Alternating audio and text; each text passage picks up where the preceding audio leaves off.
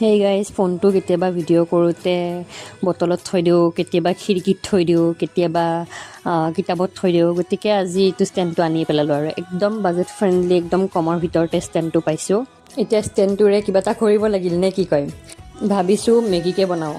যোৱাকালি যিহেতু মংগলবাৰ আছিলে আৰু মংগলবাৰে আমাৰ ঘৰত পিঁয়াজ নহৰু এইবোৰ একো নচলে, কিন্তু মই অলপ টেষ্টিকৈ বনাম বুলি ভাবি নহৰু কাটি দিলোঁ।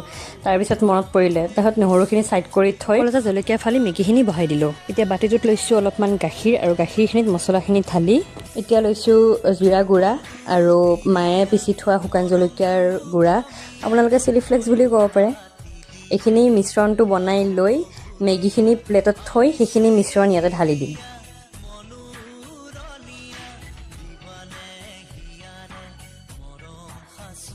কি টেষ্টি হৈছে, আপোনালোকে এবাৰ খাই চাব। খোৱাবিলাকেতো বাৰু খাইছে, নোখোৱাবিলাকক কৈছোঁ। বাৰু আজিলৈ আহিছোঁ, টিল দেন টাটা।